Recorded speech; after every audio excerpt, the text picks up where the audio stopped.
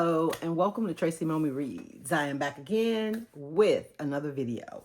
Today I am going to be talking about the book The Unraveling by Vi Keeland. The Unraveling. I read this one a while back, but it has been on my list to discuss on the channel. Okay, so let me tell y'all what it's about. Okay, before we get into my thoughts on it. So I'm gonna just take some, maybe some little snippets from the blurb. After experiencing a terrible loss, New York City psychiatrist Meredith McCall is painfully adrift. When she crosses paths with a man with whom she has a tragic connection, she follows him, sparking an unhealthy obsession with Gabriel Wright. Okay, so the next line, which is kind of the meat of what's happening here. But when Gabriel walks into her office as a patient, seemingly unaware of who she is, she knows it crosses all ethical and moral bounds to treat him. Yet Meredith can't bring herself to turn him away and becomes further entangled. Okay. So when this book starts off, it is apparent that the main female character in the book, Meredith, has experienced some type of tragedy, and as you're reading, it's like, okay, it's a loss. But we find her in the opening chapter following someone who turns out to be, as the blurb says, this man named Gabriel Wright. And he also experienced a loss, and their losses are connected in, the most tragic of ways, right? And I don't want to give that away, even though that's not even the biggest piece of the story. I mean, I feel like when I started reading it, and you immediately know, because it's a lot of past and present tense. I feel like as a reader, you immediately know something happened to someone close to Meredith, right? And then you're just kind of like trying to figure out, how does Gabriel have anything to do with this? And then maybe midway, you're kind of like, oh, okay. And at that point, let me back up. So they both lost someone, right? Meredith is following him, and you're just wondering what this is all about. She's going to see a therapist. Even though she is a therapist, she has a therapist as well, because she's about to start seeing patients again. Something happened connected to that tragedy that she was like kind of banned from seeing patients for a while, I guess, like suspended, if you will, from seeing patients. And she's getting ready to see patients for the first time in a while. And she's following this Gabriel to try to get some clarity, as she heads back into her profession. And, she's seeing a therapist and trying to, just make sure that she's in a good enough place to be helping other people, that her mental state isn't as shot as she thinks it is, which it is the way you're following this man around town, especially given your connection with him. But yeah, as the blurb states, he ends up becoming her patient. And, initially it's like he feels like he knows her from somewhere, and she knows exactly who he is, but she continues to treat him, even more solidifying the obsession she has with him in his life. And then she crosses all types of lines because they become involved in an intimate way. And you start to learn that maybe Gabriel did know who she was this whole time. And throughout the whole time that I was reading it, like I said, the tragedy that happened to Meredith, I feel like I figured that out early on, especially as you get a past chapter and someone who was there is no longer there in the present. But I didn't really expect what happened with that person to actually have happened. I thought it was something else. So this is one of those books where you have all kinds of theories. You feel like you know what happened, and oh, this is, and then it becomes apparent, the author doesn't leave you in limbo too long, but there's still just little twists and turns that keep popping up. This is the first mystery suspense thriller type book that I have read where the twist, the biggest twist, like, you know how you have those books that have like the jaw-dropping twist? Like you have these things along the way where you're like, oh, so okay, so she knows him. Okay, so they're working together. Okay, you know, you have those little things that the authors give you early, but then the big twist of the book that, you know, is what everybody is raving and talking about. This is the first book that I read where it came on the last page. I mean, like you thought like, oh my God, is that what happened? And that in itself, it was like a reveal or a twist, right? But then when you get to that very last page of the book and the author says, but this is why. Initially, I didn't know how I felt about that. But, you know, I think I'm with it. I think I'm kind of with it because all the way up until the last page is turned literally, you're getting more and more just absorbed in this story. You know, it's not, you know, because like most authors, once they give you the twist, you know, even if it is a jaw-dropping twist, there's something that follows that. You know, you kind of get an epilogue, or you get how the characters rebounded from that big reveal, or what was next for them. You know, so there's still a little bit more of the story being told. But in this one, no. You're just left with that expression and nothing to bring you down from it. So yeah, so I thought it was really, really entertaining. And I'll say this, I also feel like it was one of those, it wasn't so much somebody was being hunted, but there was this, you know, obsession, and there was this, you know, she was following and watching and just she was trying to figure out something about him. It wasn't like, you know, she was trying to harm him. She was trying to figure something out, right?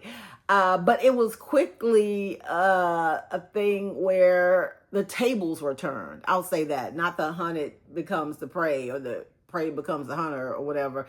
It's more the tables were turned, you know, on Meredith. And she was caught unawares, you know. And I think that I like that when authors also give you these characters who because she's a psychiatrist and she can read people, and, you know, to a certain degree, I'm sure she thinks she's here and when other people are here, and they think they're so smart and that they're one step above and nobody knows what's going on with them. And then you get somebody who knows the whole time what you've been doing and what you know you're capable of, and they kind of turn things on you. I think that's a mark of a good storyteller. And the last line of the blurb that I didn't read, it says, with her life, Meredith, with her life and career continuing to unravel, it appears things could not get any worse until they do.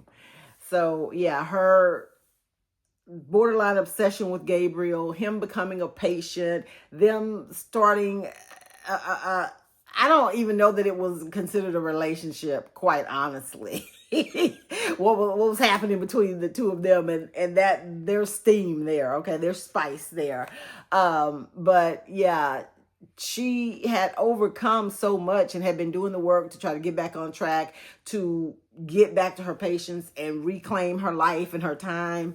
And she just couldn't let go of something that happened in the past, and it unraveled her life. That is where we get that title from, The Unraveling. If you like books that are twisty, that keep you guessing, that have characters where nobody can be trusted, and books that actually will have your jaw hanging open when you get to that last page, The Unraveling is definitely a book you want to check out. As far as triggers go, there's mention of death, there's addiction, There's I don't know how to describe it without giving a spoiler, but I'm gonna just put it in this context. You're dealing with a woman who's a therapist, right? She's a psychiatrist.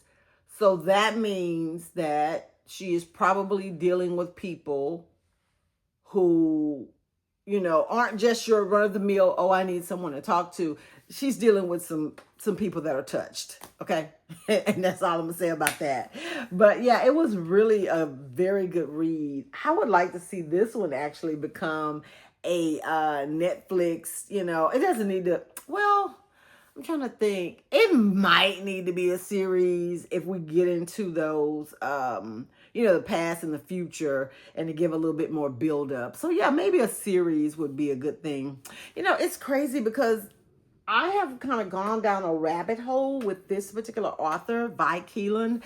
One of the first books I read by her, oh my God, it's slipping my mind right now, but it was a romance book. But it was also a little bit deeper than that. Like, it was romance, but I think one of the characters was kind of getting over like a past trauma or whatever. But it wasn't like, she didn't gloss over it, but it wasn't like that's what the whole book was about. It was more about this developing relationship. There was some humor. There was some, heartfelt moments. There was some spice. So I thought that was kind of the lane that she wrote in, that she was primarily romance. But I think she's kind of goes between romance, drama to, suspense, thriller, because I've read several of her books and they just, like, every time I get something different. You know how like a lot of authors, like there's pretty much, and I'm not saying this is a bad thing. I mean, there are certain authors you read and you know what you're going to get, and that is why you read them. With her, I feel like the books that I've read by her, like, you just don't know what you're going to get. You may start off with this, because the last book I read by her, I probably won't do it on the channel, but I'll just give you an example. One of the last books I read by her, it was like kind of like a meet cute situation. They had lost, these people had gotten each other's luggage by mistake. They met up to exchange the luggage. There was some little internal dialogue from the female main character, and it was kind of cutesy and funny. And then it was like swoony because they, fell for each other and spent this platonic weekend together, right?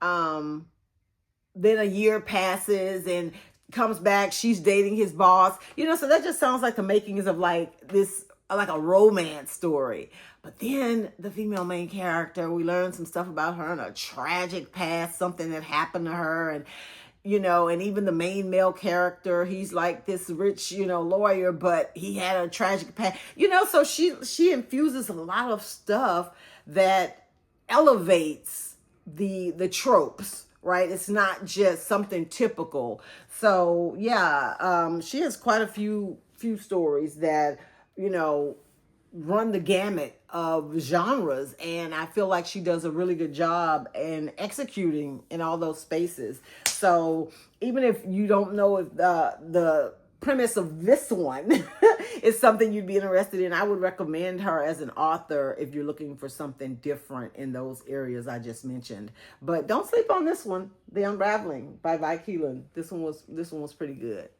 Thank you guys so much for watching. If you have read The Unraveling by Vi Keeland, I would love to know your thoughts in the comments. And if you have read other books by her that you would like to recommend to me, please leave them in the comments. Because like I said, I'm down a rabbit hole with this woman at this point. Thank you so much for watching.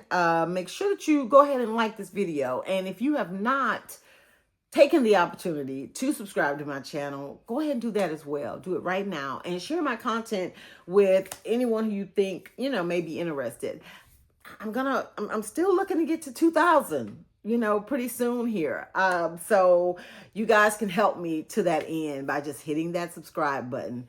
Thanks again. Enjoy the rest of your weekend, and I will see you next week. Bye.